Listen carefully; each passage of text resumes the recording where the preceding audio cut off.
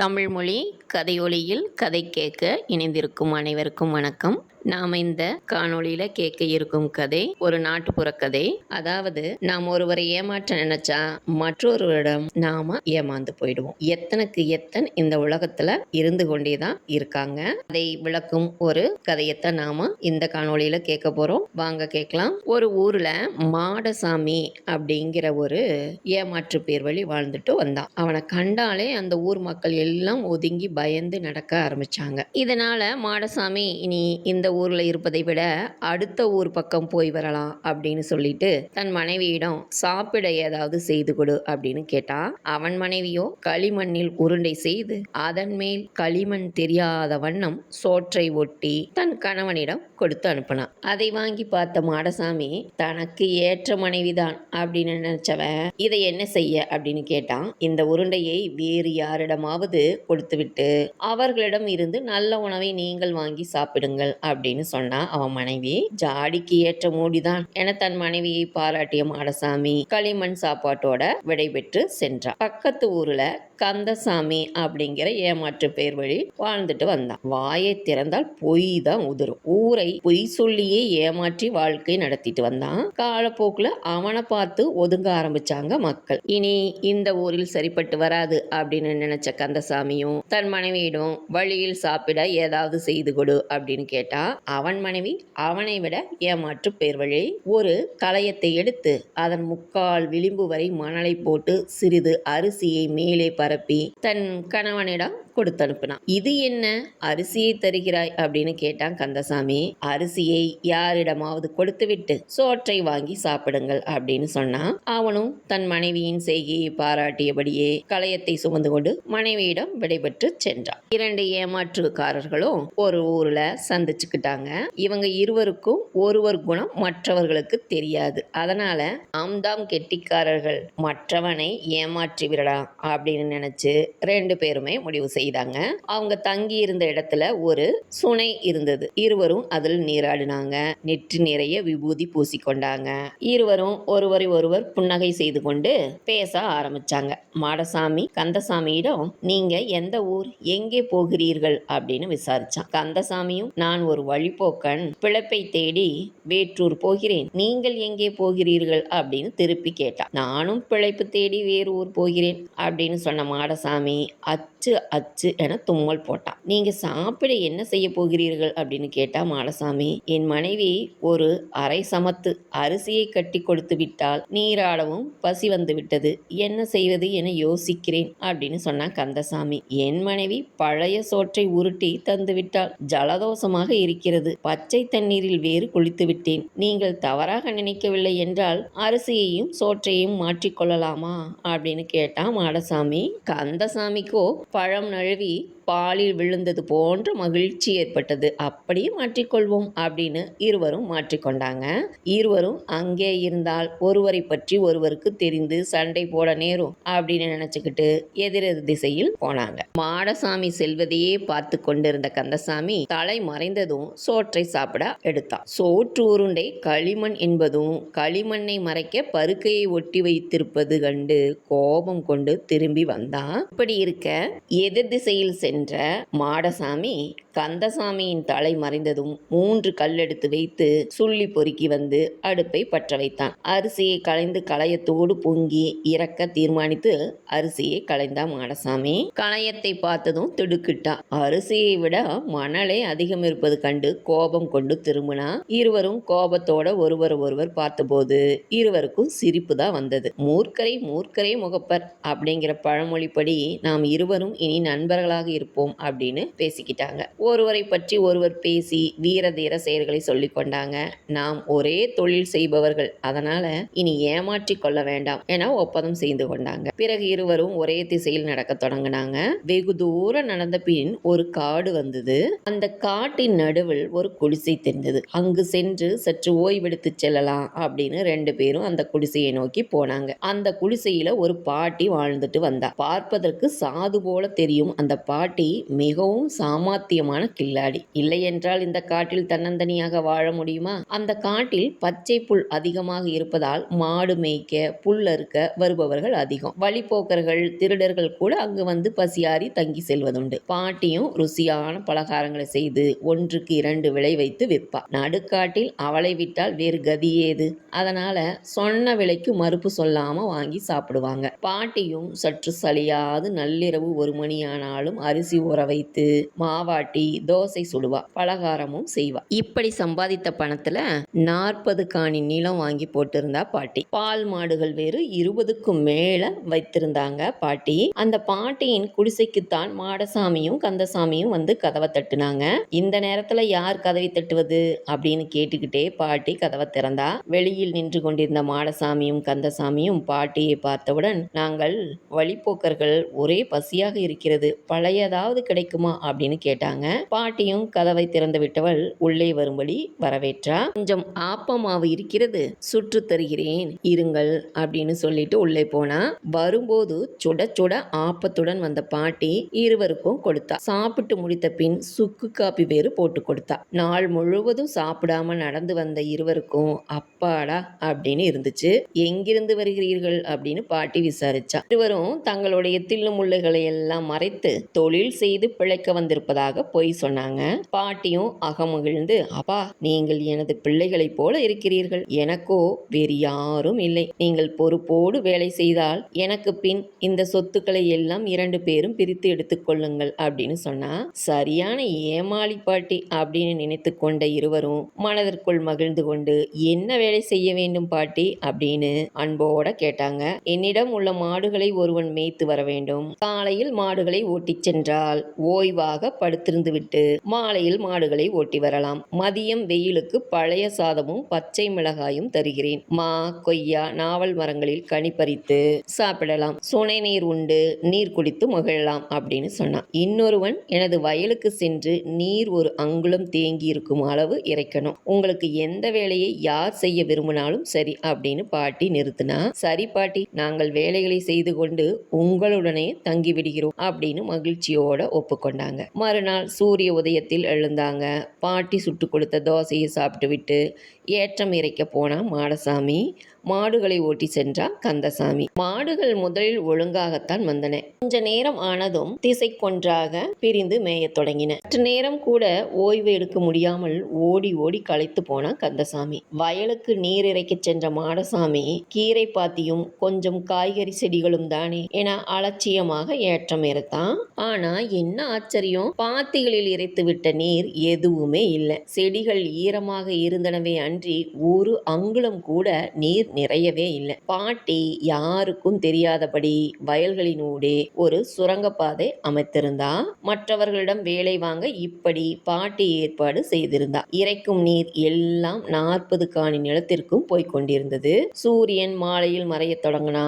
அங்கு வந்த பாட்டி, அப்பா மாடசாமி, மிகவும் களைத்து விட்டாயே, இன்று இவ்வளவோடு நிறுத்திக்கொள், நாளைக்கு இறைக்கலாம் அப்படின்னு சொன்னான். வெகு நாட்களாய் தண்ணீர் காணாத நிலம் நீர் வாங்கிவிட்டது. கீரை கூட்டும் வெண்டைக்காய் குழம்பும் வைத்திருக்கிறேன், கைகால்களை கழுவி கொண்டு சாப்பிடவா என்றாள் பாட்டி. பாட்டியின் அன்பு வார்த்தைகளை கேட்ட மாடசாமி நன்றியுடன் பாட்டியின் முகத்தை பார்த்துவிட்டு கைகால்களை கழுவி கொண்டு குடிசைக்கு வந்தான். சுட சுட பாட்டி சமைத்த உணவை சாப்பிட்டு ஓய்வெடுத்தான். மாடுகளுடன் ஒரு வழியாக வந்த கந்தசாமி மாடசாமி ஓய்வாக இருப்பது கண்டு, இவன் பாடு பரவாயில்லை, வயலுக்கு கொஞ்சம் தண்ணீர் இறைத்துவிட்டு உட்கார்ந்திருக்கிறான், நாம் தான் ஏமாந்து விட்டோம், நாளை வேலையை மாற்றிக்கொள்ள வேண்டும் அப்படின்னு நினைச்சான் கந்தசாமி. அதே சமயம் மாடசாமியும் அதே சிந்தனையில் இருந்தான். நாள் பூராவும் ஏற்றங்கால் பிடித்து கை எரிகிறது, தோல் வலிக்கிறது. இவன் நிம்மதியாக மாடுகளை ஓட்டி கொண்டு போய் மேயவிட்டு நிழலில் தூங்கிவிட்டு மாலையானதும் மாடுகளுடன் வந்துவிட்டான். என் வேலை பளுவை சொல்லாமல் நாளை மாடு மேய்க்க நாம் போக வேண்டும் அப்படின்னு மாடசாமி நினைச்சுக்கிட்டான். மாடுகள் அலைய விட்டதா கந்தசாமி அப்படின்னு கேட்டா மாடசாமி, அப்படி ஒன்றும் இல்லை, ரொம்ப சாதுவான மாடுகள், தானாக வளர்ந்த புல்லை மேய்ந்து சுனையில் நீர் அருந்தி சமத்தாக இருந்தன அப்படின்னு சொன்னா கந்தசாமி. நாவல் பழம் என்ன ருசி என்ன ருசி என நாக்கை சப்பு கொட்டியவன், என் வேலை இருக்கட்டும், உன் வேலை எப்படி என்றான் சந்தோஷத்தை முகத்தில் தானாக வரவழைத்து கொண்ட கந்தசாமி. முகத்தில் சந்தோஷம் இருந்தால்தானே மாடசாமி நம்புவான் என்பதற்காக செயற்கையாக சிரித்தான். மாடசாமியும் சிரித்துக்கொண்டே, நீயாவது சுனை வரை நனைந்தாய், நான் வயலுக்கு சென்ற சிறிது நேரத்தில் பாத்தி நிறைந்து விட்டது, வந்து கைகால் கழுவி சுட சுட சாப்பிட்டு விட்டேன், உனக்கு ஆறியதுதான் போ அப்படின்னு சொன்னான். இருவருக்குமே ஒருவர் ஏமாற்றுகிறோம் அப்படின்னு தெரியல. எல்லாவற்றையும் கேட்காதது போல இருந்த பாட்டி கவனமாக கேட்டுக்கொண்டே மனதிற்குள்ள சிரித்து கொண்டா. இரவு சாப்பிட்டு விட்டு வேலை செய்த களைப்புல 2 பேருமே அயர்ந்து தூங்கி போயிட்டாங்க. மறுநாள் பொழுது புலர்ந்தது. கந்தசாமி, நாம் வேலையை மாற்றிக்கொள்வோமா அப்படின்னு கேட்டா மாடசாமி. நான் நினைத்தேன், நீ சொல்லிவிட்டாய். சுனையின் சுகத்தையும் நாவலின் ருசியையும் நீ அறிய வேண்டாமா அப்படின்னு சந்தோஷமாக சொன்னா கந்தசாமி. வேலையை மாற்றிக்கொண்ட சிறிது நேரத்தில் ஒருவரை ஒருவர் ஏமாற்றி இருக்கிறோம் அப்படிங்கிறத 2 பேருமே புரிஞ்சுக்கிட்டாங்க. மாலையானது. குடிசைக்கு வந்த மாடசாமி களைப்பு மாறாத குரலில், இப்படி ஏமாற்றலாமா கந்தசாமி அப்படின்னு கேட்டான். மட்டும் என்னை மோசம் செய்யலாமா அப்படின்னு சொன்னான் கந்தசாமி. பிறகு 2 பேருமே கூடி பேசி நம்மை ஏமாற்றிய பாட்டியை ஏமாற்றணும் அப்படின்னு முடிவு செய்தாங்க. தந்திரக்கார பாட்டி இவர்கள் தங்களை ஏமாற்றுவதற்குள் தான் முந்திக் கொள்ள வேண்டும் அப்படின்னு ஒரு திட்டம் போட்டான். மறுநாள் இருவரையும் அழைத்த பாட்டி அழகிய வேலைப்பாடு நிறைந்த ஒரு பழைய பெட்டியை காட்டினா. அந்த பெட்டியில 2 பூட்டுகள் இருந்துச்சு. ஒன்றை திறந்து காண்பித்தா அதில் பழங்கால நகைகள் பல பலத்தன. மற்றொரு பூட்டை திறந்து காண்பித்தா அதில் ரத்தினமும் தங்க காசும் கண்ணை பறித்தது. மீண்டும் பெட்டியை மூடிய பாட்டி, எனக்கு பின் எல்லாம் உங்கள் இருவருக்கும் தான், கவனமாக வேலை செய்து மேலும் பொருள் சேர்க்க வேண்டும் என ஆசை வார்த்தைகளை கூறினா பாட்டி. பொன்னையும் ரத்தினத்தையும் கண்டவுடன் எத்தர்களின் ஆசை இன்னும் அதிகமாயிடுச்சு. சமயம் பார்த்து பாட்டியை ஏமாற்றி அப்பெட்டி திருடி செல்ல திட்டமிட்டு இருந்தாங்க. அதனால வேலைப்பளு அதிகமாக இருந்தாலும் பொறுத்து கொண்டாங்க 2 பேரும். இருவரும் வேலைக்கு சென்ற நேரத்துல பெட்டியை திறந்து அதற்குள் இருந்த நகைகள், தங்க காசு, ரத்தினம் அனைத்தையும் ஒரு பெட்டிக்கு மாற்றி பத்திரமாக மாற்றிடத்தில் வைத்த பாட்டி பெட்டியில் ஓட்டுச்சில்லுகள், கற்கள், மரக்கட்டைகளை நிறைத்து முன்போல வச்சிட்டா. அமாவாசையும் வந்தது. இந்த நாள் தான் நமக்கு சாதகமாக இருக்கும் என நினைத்த இருவரும் அமைதியாக இருந்தாங்க. இவங்க எண்ணத்தை புரிந்து கொண்ட பாட்டி இருவரையும் கூப்பிட்டு, அமாவாசை நாளாக இருக்கிறது, திருடர்கள் பயம் உண்டு இந்த காட்டில், அதனால இந்த பெட்டியை கிணற்றில் போட்டு விடுங்கள், பௌர்ணமி வரும்போது எடுத்துக்கொள்ளலாம் அப்படின்னு சொன்னா பாட்டி. பழம் நழுவி பாலில் விழுந்தது போல இருந்தது. சந்தோஷமாக அப்படியே செய்கிறோம் பாட்டி அப்படின்னு சொன்னாங்க. தூக்க முடியாமல் தூக்கி கயிற்றில் கட்டி கிணற்றில் இறக்கிவிட்டாங்க. எத்தனுக்கு எத்தனாக இருக்கவில்லை என்றால் இந்த காட்டில் தன்னந்தனியாக காலத்தை ஓட்ட முடியுமா? பாட்டி இருவரின் எண்ணத்தை உணர்ந்து கொண்டு அவர்கள் கண்ணில் படும் இடத்தில் சாவியை வைத்தார். பின் தூங்குவது போல குரட்டை விட்டு தூங்கினா பாட்டி.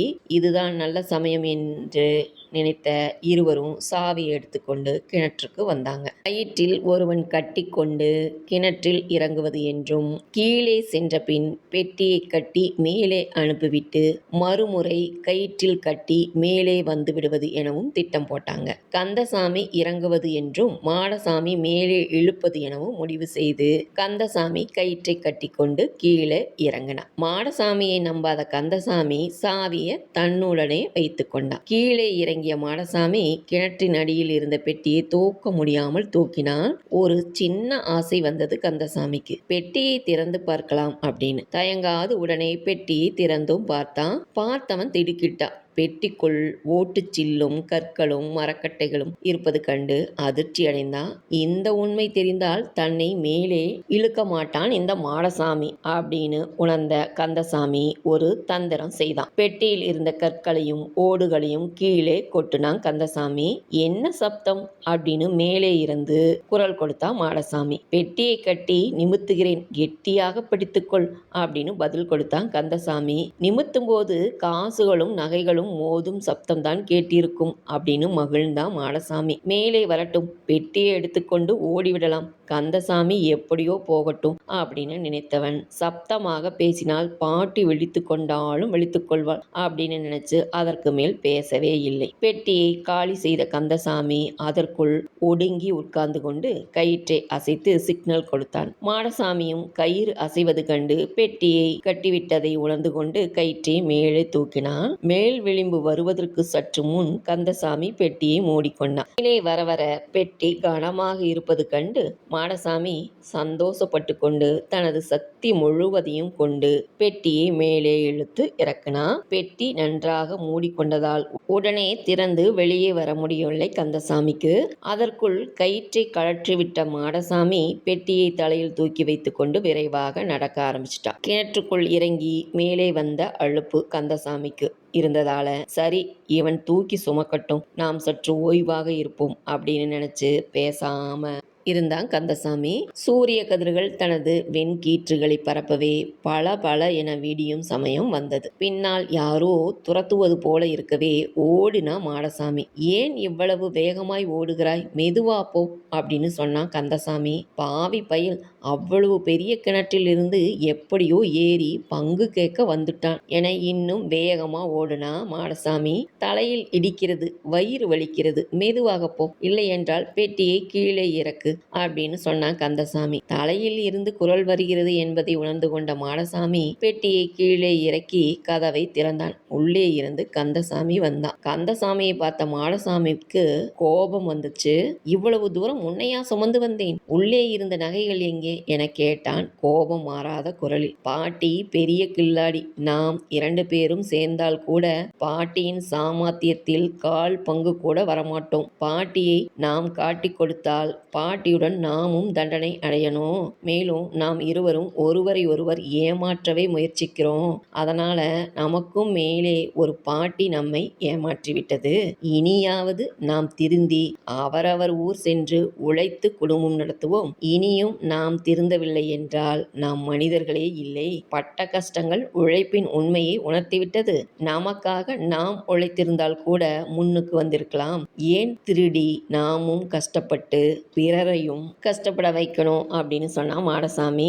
நானும் திருட மாட்டேன், பொய் சொல்ல மாட்டேன், இனி உழைத்து வாழ்வேன் அப்படின்னு சொன்னான் கந்தசாமி. மாடசாமியிடம் விடைபெற்று தனது ஊருக்கு போனா. பாட்டி நம்மை ஏமாற்றினாலும் நமது தவறை உணர வைத்து விட்டாள் என நினைத்தபடி இருவரும் அவரவர் வீடு சென்றார்கள். என்னங்க, கதையை கேட்டீங்களா? ஒருவரை நாம் ஏமாற்ற நினைத்தால் நம்மை விட வலிமை மிக்கவன் நம்மை ஏமாற்ற நினைப்பான். அதனால நாமும் ஏமாறாம நாம மற்றவர்களையும் ஏமாற்றாம வாழ்வோம். இன்னும் ஒரு நல்ல கதையுடன் நான் உங்களை சந்திக்கிறேன். நன்றி.